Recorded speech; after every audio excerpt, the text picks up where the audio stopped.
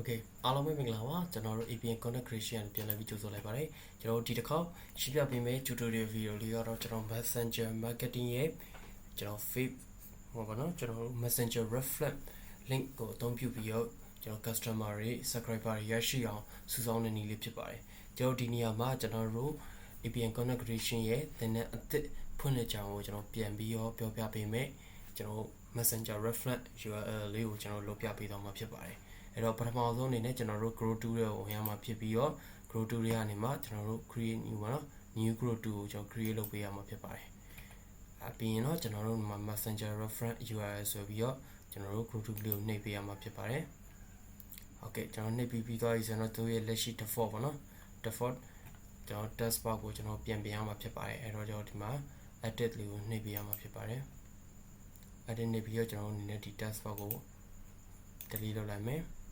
နောက်ပြီးရင်ကျွန်တော်အနေနဲ့ဒီမှာ task bar တစ်ခုယူမယ်ယူပြီးကျွန်တော်အနေနဲ့ဒီမှာကျွန်တော်လက်ရှိရိုက်ပြီးသားစာလေးကိုကျွန်တော်ထည့်လို့လည်းရတယ်ကိုယ်တိုင်ရိုက်လို့လည်းရတယ်ပြီးရင်ကျွန်တော်အနေနဲ့ edit လုပ်မယ်ပေါ့နော် publish လုပ်မယ် okay ကျွန်တော် edit ပြီးသွားရင် publish လုပ်ပြီးသွားရင်ကျွန်တော်ဒီနေရာမှာပြန်ပုံမှာဖြစ်ပါတယ် digital marketing online class ကိုစတင် join လုပ်ရပါပြီစဉ်းစားမပြတ်တော့ digital marketing နည်းပညာများလေ့လာနိုင်ရင် APNCC ဟု reply ပြန်ပေးပါခင်ဗျာဆိုပြီးကျွန်တော်တို့ Messenger reference URL link ပုံစံမျိုးနဲ့ကျွန်တော်ပို့ပေးမှာဖြစ်ပါတယ်အဲ့တော့ကျွန်တော်ဒီမှာ next ကိုယူမှာဖြစ်ပါတယ် next ကိုယူပြီးတော့ကျွန်တော်လက်ရှိ URL link ကတော့ကျွန်တော်တို့ဒီမှာ APN content reference ဆိုပြီးကျွန်တော်ဒီမှာ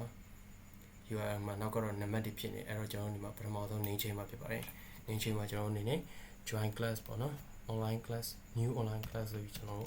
ရေးမှာဖြစ်ပါတယ်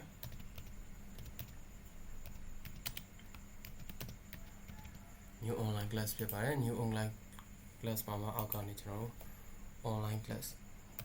ဒီပေါ့နော် new online class ဆိုပြီးကျွန်တော်ပို့ပေးလို့ရပါတယ်ဒါလေးပြီးကျွန်တော် save လိုက်မယ်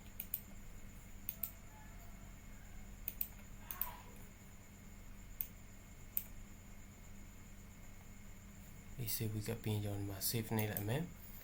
save လိုက်ပြီဆိုရင်ကျွန်တော်ဒီမှာအစောအလိုမျိုးကနန်းနဲ့ပုံမှာမဟုတ်တော့ဘဲနဲ့ကျွန်တော်တို့ရဲ့ဒါ Messenger chatbot link ပြီးရင် reference ဆို new online class ဆိုပြီးတော့ကျွန်တော်တို့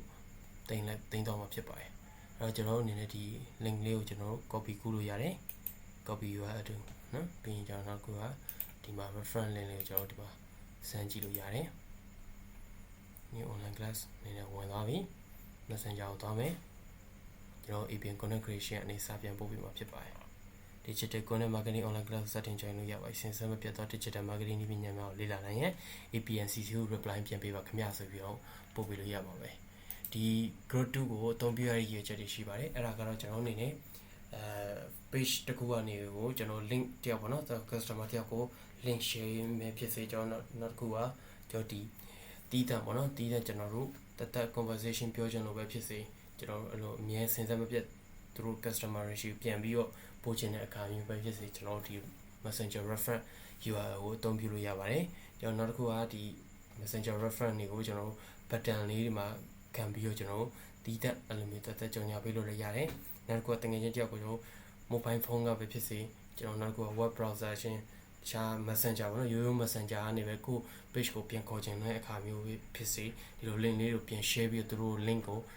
ကျွန်တော် browser မှာ paste လုပ်တာပဲဖြစ် click နေရွေးပဲကျွန်တော် browser မှာ share ပဲဖြစ်အဲ့လိုမျိုးကျွန်တော်ရဲ့ chatbot တွေကိုခေါ်လို့ရပါတယ်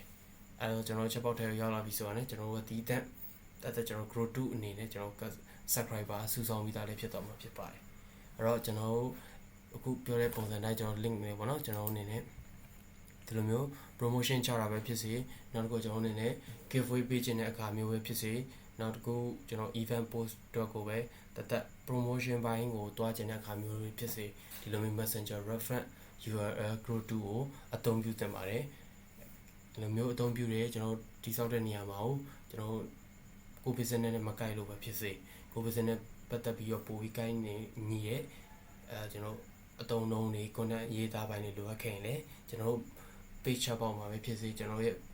ကျောင်းသားတွေအတွက်တည်တံ့စုပေးထားတဲ့ Messenger group တွေမှာဝင်ရောက်ပြီးတော့ကျွန်တော်မေးမြန်းနိုင်ပါတယ်ကျွန်တော်တို့ကိုလည်းပြန်ပြီးတော့ဒီ content ပိုင်းဥစ္စာကိုလည်းကျွန်တော်ပြန်ပြီးတော့